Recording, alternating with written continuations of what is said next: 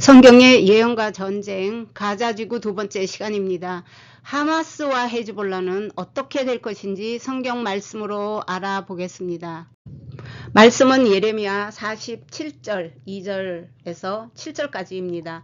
2절은요. 여호와께서 이와 같이 말씀하신다. 보라, 물이 북쪽에서 일어나 급하게 흘러내리는 시내가 되고 그 땅과 그 안에 있는 모든 것 위에 그 성읍과 그 안에 사는 사람들 위에 흘러넘칠 것이다. 사람들이 소리를 지르고 그 땅의 모든 주민이 울부짖으며 곡할 것이다 라고 말합니다. 우선 말씀 중에 물이라는 단어를 먼저 보면 이 물은요 마임인데 지금까지 제가 올린 영상에는 말씀이라고 설명을 드렸습니다. 그런데 가끔 종종 하나님의 심판을 의미하기도 합니다. 예를 들어 노아의 홍수에서처럼 물은 하나님의 심판의 도구로 사용이 되기도 합니다. 여기서도 블레셋을 향한 하나님의 심판이 강력한 홍수처럼 덮칠 것을 암시하고 있습니다.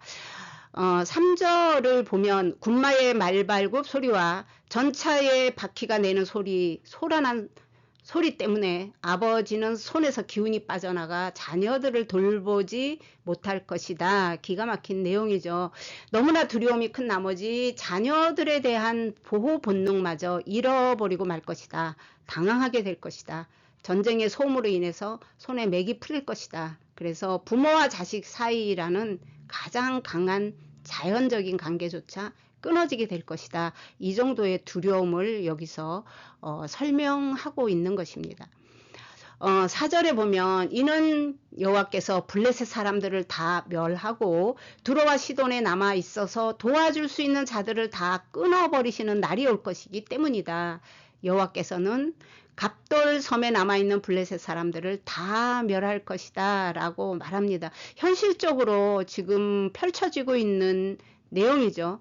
자, 4절에 예언된 심판이 오늘날 동일하게 이루어지고 있습니다. 우리는 지금 그 현장에서 보고 있고 듣고 있습니다. 하나님의 심판과 구원의 원리는 역사적으로 반복되며 오늘날 가자 지구와 레바논에서도 유사한 상황이 벌어지고 있습니다.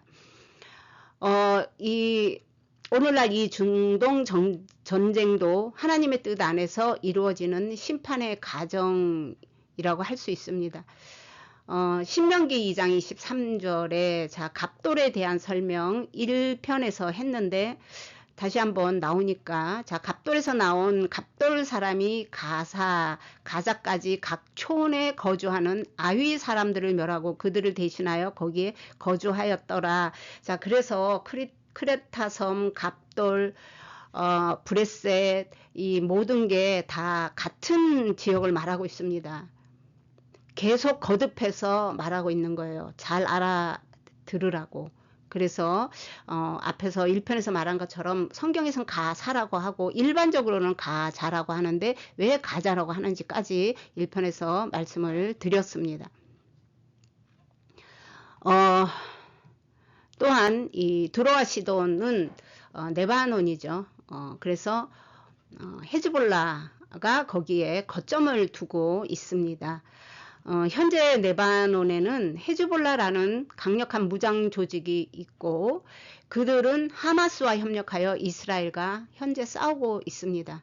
2023년 이후 하마스와 이스라엘 전쟁이 격화되면서 헤즈볼라도 이스라엘과 국경 충돌을 이어가고 있습니다.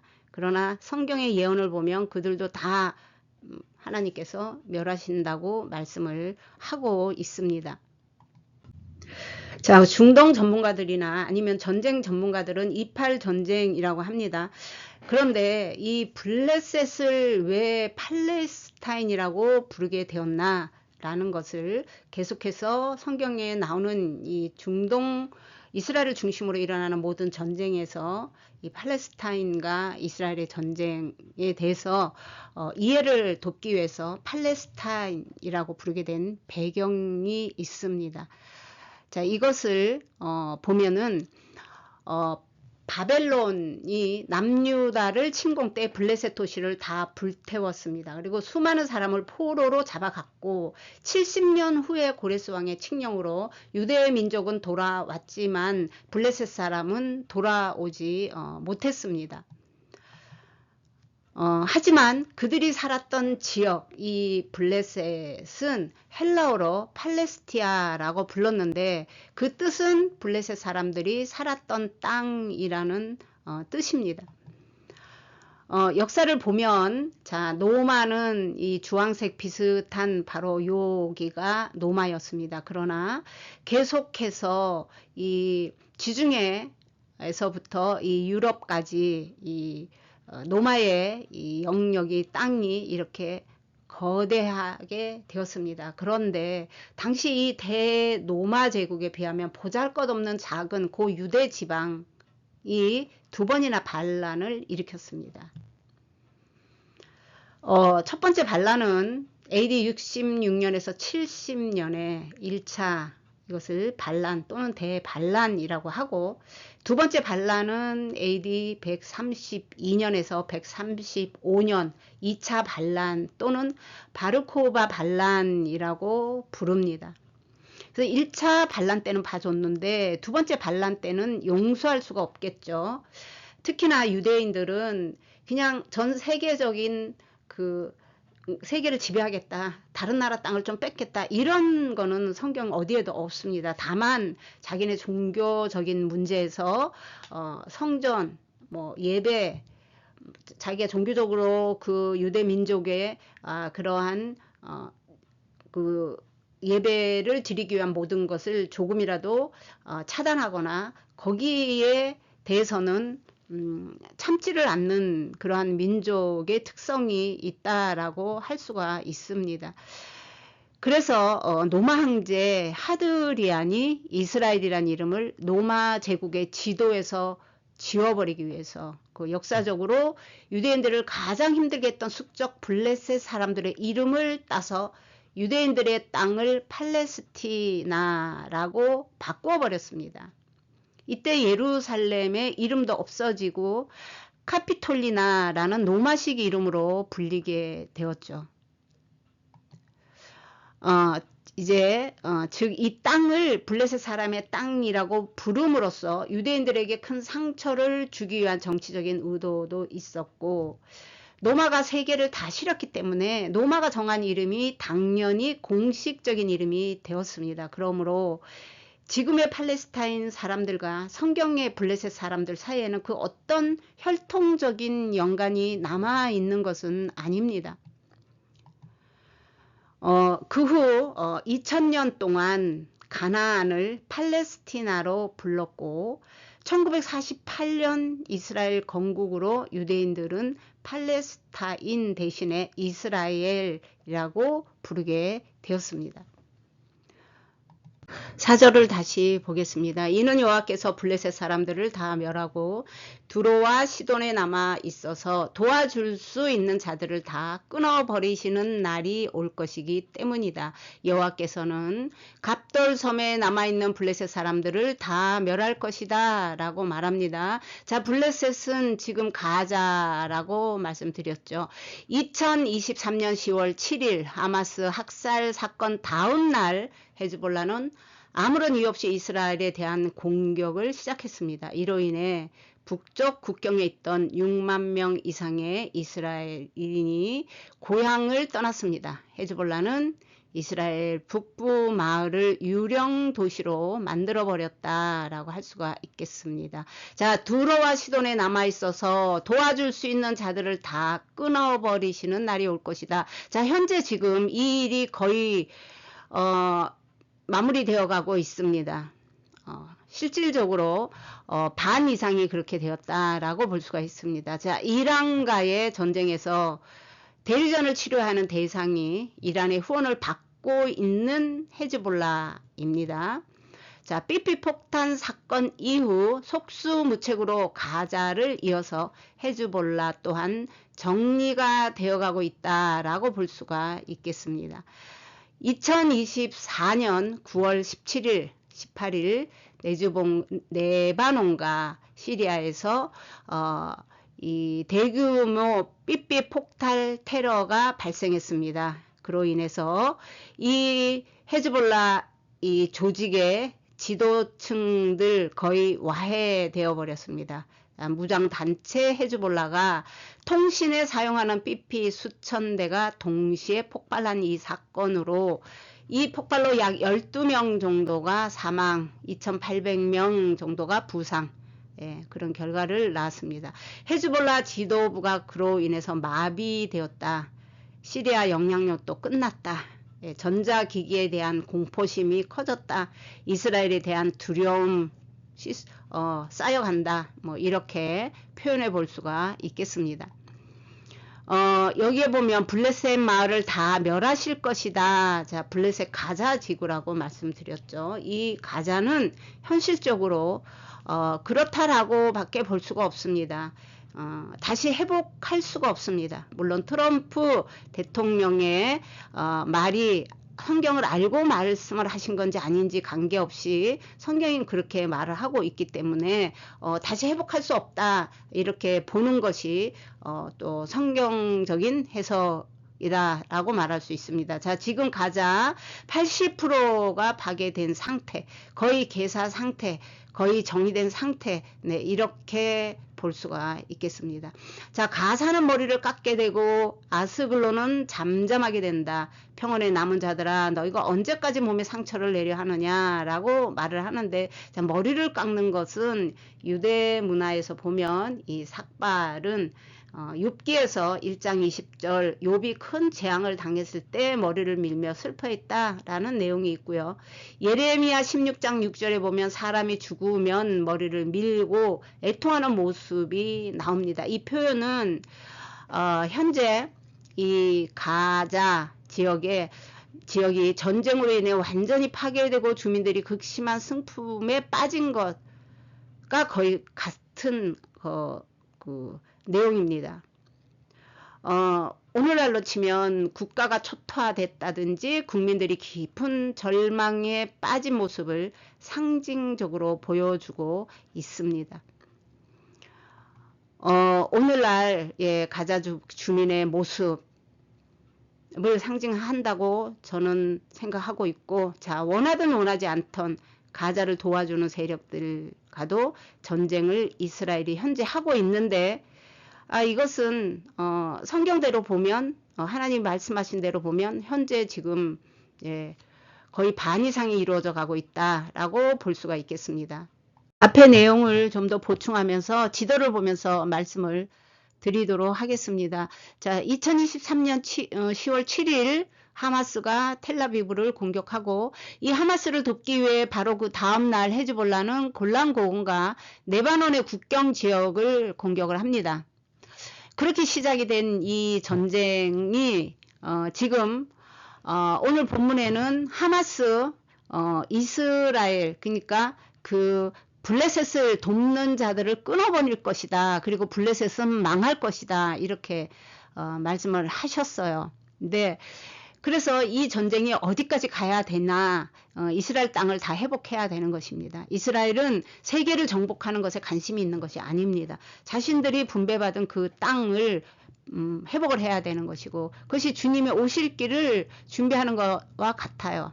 그래서 뭐 일단 현재 지금 이런 상태에 있고, 여기도 골란고원도 이스라엘의 영토지만 국제사회에서는 1967년 국경으로, 그 이전 국경으로 이렇게 하죠. 그래서 골란고원을 이스라엘의 점령지라고 부르기도 하죠. 어쨌거나 여기는 이스라엘이 지금 점령하고 있고, 이제 또 하나 이제 최근에 뉴스는 보면, 자, 골란고원이랑 시리아 사이에는 이 국경 사이에 완충지대가 있었습니다. 거기는 유엔군이 여기에 주둔을 했어요. 왜냐하면 이스라엘과 시리아의 충돌을 막기 위해서. 그런데 그 완충지대를 이스라엘이 이제 점령했다. 그리고 또 헐몬산이 있는데 그거는 시리아 군이 지키고 있었던 곳이에요. 바로 이 골란고원 위에, 국경 바로 위에죠. 거기에 있었던 이 헐몬산을 또 이스라엘 군대가 지금 점령을 했다. 이제 그 뉴스가 나옵니다. 하나님께서는 오래 참으시지만 시작을 하시면 확실하게 하신다라는 생각이 들 정도로 굉장히 빠른 속도로 진행이 되어 가고 있습니다. 자, 이 전쟁은 아마겟돈이나 곡과 마곡을 이야기하기 전에 1차적으로 12지파가 분배받은 땅을 찾아가고 있는 것입니다. 그래서 이 관점으로 보면 다음에 일어날 전쟁을 알 수가 있습니다. 그래서 하마스에서 시작했고 헤즈볼라, 그리고 서한 지구 시리아, 그리고 이제 이라크와 이란이 남아 있습니다. 마지막 때 하나님의 칼로서 12지파가 분배받은 땅을 회복하고, 이제 그래야 이제 이 전쟁이 어느 정도 이제 정리가 되리라고 봅니다. 그래서 스가랴서 14장 16절에 보면 열방이 초막절에 예루살렘으로 올라와서 여호와께 경배하며 초막절을 지킬 것이라고 합니다. 자, 이 일이 이루어지기 위해서는 이스라엘이 회복을 해야 되는데, 그럼 이스라엘 땅은 도대체가 어디냐? 창세기 15장 18절에 보면 그날에 여호와께서 아브람과 더불어 언약을 세워 이르시되 내가 이 땅을 애굽 강에서부터 그 큰 강 유브라데까지 내 자손에게 주리라 라고 합니다. 이렇게 작은 땅이 아니었어요. 보시는 바와 같이 여기는 사해입니다. 사해. 그리고 올쭉 강줄기를 따라 올라가면 성경에 갈릴리 바다, 예수님의 활동 영역이었죠. 때로는 갈릴리 호수 이렇게 나옵니다. 그래서 이 강줄기를 중심으로 이쪽은 어쨌거나 이스라엘 땅 이런데, 이쪽은 지금 전부 다 이스라엘 땅이 아니에요. 그래서 요르단, 일단 갓이랑 르우벤 지파가 분배받은 땅을 회복해야 되고, 또 동므낫세 반지파라고도 하는데 여기는 시리아 땅입니다. 여기 회복해야 되고요. 그리고 이 레바논 지역, 레바논 국경 지역 일부도 이스라엘 땅으로 회복을 해야 됩니다. 그리고 성경에 보면 이 시리아 지역 일부가 이스라엘 땅이 된다라는 예언도 1차적으로 있다라고 말할 수가 있습니다. 그래서 이제 이 이스라엘을 보면 아브라함에게 땅 줄게, 주권 줄게, 국민 줄게 했습니다. 그러나 이스라엘에게는 국민이 없었죠. 국민이 있어야 땅이 필요하고 그게 있어야 주권을 행사할 수가 있는데, 그래서 400년 동안 애굽에서 그 국민을 만듭니다. 출애굽했고요. 그리고 1948년 5월 14일 날 독립선언을 하죠. 그런데 바로 그 다음날 전쟁이 일어납니다. 24시간도 채 지나지 않아서 이집트, 요르단, 시리아, 레바논, 이라크 등 5국가의 아랍연합군이 이스라엘을 공격합니다. 그걸 기점으로 해서 오늘날까지 이스라엘은 많은 전쟁을 치르게 됐고, 자기네 땅을 지키기 위해서 디아스포라를 기간 동안에 받은 서름, 그리고 또 배운 것도 많을 겁니다. 그걸 모두 기반으로 해서 오늘날의 이스라엘 군대, 오늘날의 이스라엘 땅이 된 거예요. 그래서 이 중동 지역에서 이스라엘과 1대1로 붙어서 이길 나라가 없을 정도로 강대한 국가로 하나님께서 만드셨습니다. 독수리가 새끼를 훈련하는 것처럼 오늘날 그래서 이 이스라엘이 되었고, 이제 때가 되었다. 이스라엘 땅이 회복할 때가 되었다라고 말씀을 드리겠습니다. 정리를 좀 더 해보겠습니다. 자, 하마스는 거의 내사 상태, 그래서 더 이상 이스라엘에 위협이 되지 않는다. 그리고 레바논도 거의 삐삐 사건으로 약화되었다. 레바논에서 몰아내는데 성공했다 라고 할 수가 있고요. 자, 이제 시리아인데, 시리아는 스스로 이 반군에 의해서 무너졌습니다. 그래서 영향력 끝났고, 아사드 독재 54년 끝났고, 이스라엘의 시리아 무기고 모두 폭파하고 있습니다. 그래서 위험물을 지금 현재 제거하고 있다. 이란이 헤즈볼라를 도와주기 위한 마지막 관문이었습니다. 그래서 성경 말씀대로 돕는 자들을 끊어버리겠다라고 하시는 말씀이 지금 거의 많이 추진되고 있다 라고 할 수가 있겠습니다. 그래서 이제 남은 것은 이라크와 이란인데, 그래서 이란에게는 이 이라크를 지켜야 되는 그런 대상이 돼버린 거죠. 자, 이란의 이 대리 세력이 있습니다. 이란의 대리 세력은 자, 하마스, 헤즈볼라, 푸티 반군, 이 푸티 반군은 예멘 여기쯤에 있습니다. 근데 이제 푸티 반군과 이라크만 남아 있습니다. 그래서 이란도 마지막 이스라엘과 전쟁 치르기에 버거울 것 같습니다. 보시는 바와 같이 이란이 시리아가 없이는 요 레바논까지 자신이 헤즈볼라 만들었어, 이란이. 그리고 마지와 같은 자식인데 아무것도 지원을 해줄 수가 없게 되어버렸습니다. 시리아가 무너졌기 때문에. 그래서 이것을 초승달의 길이라고 하는데 이게 이제 거의 시아파 초승달 벨트가 붕괴되었다라고 할 수가 있습니다. 6절과 7절을 읽으며 말씀을 정리하겠습니다. 아, 여호와의 칼이여, 내가 언제까지 쉬지 않겠느냐. 제발 내 칼집에 들어가서 조용히 있으라. 여호와께서 그 칼에게 명령하셨는데 그 칼이 어떻게 가만히 쉴 수 있겠느냐. 그 칼은 내가 아스글론과 바닷가를 치려고 정한 것이다. 6절에 보면은 여호와의 칼에 대한 탄원처럼 보입니다. 에레미야가 마치 여호와의 칼에게 쉬라고 요청하는 것 같이 느껴지는데, 이 칼은 하나님의 심판의 도구로서 과거에 바벨론이 블레셋을 심판하는 도구로 사용되었다면 오늘날 이 시대에는 이스라엘이 하나님의 칼로서 지금 이 전쟁을 치르고 있다라고 할 수가 있겠습니다. 지금 시작된 이 전쟁, 하마스를 통해서 시작된 이 전쟁은 이스라엘과 관계가 있고, 결론적으로 칼에게 좀 쉬라고 한 것은 전쟁과 죽음이 멈추지 않을 상황을 묘사한 것, 역으로 표현한 것이다 라고 말씀을 드릴 수가 있겠습니다. 이스라엘에 참된 평화가 오고 하나님의 왕국이 도래하는 것과 관계가 있는 전쟁, 그래서 그 마지막 전쟁이 이 시대에 이제 시작되었다 라고 볼 수 있습니다. 자, 여기서 6절 7절은 칼에 대한 이야기를 계속하는데, 자, 칼은 헤레브입니다. 칼은 전쟁과 하나님의 형벌을 뜻합니다.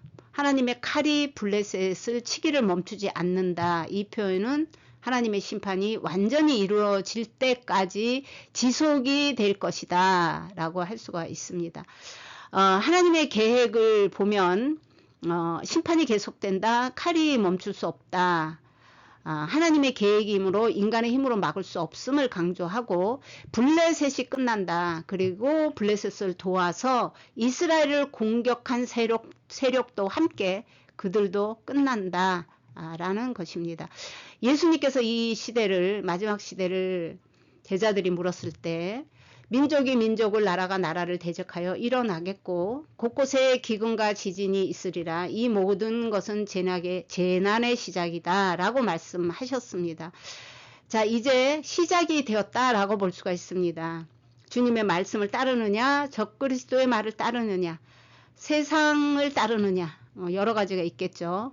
각자 생각을 해 보시기를 부탁드립니다. 자, 오늘은 여기까지입니다.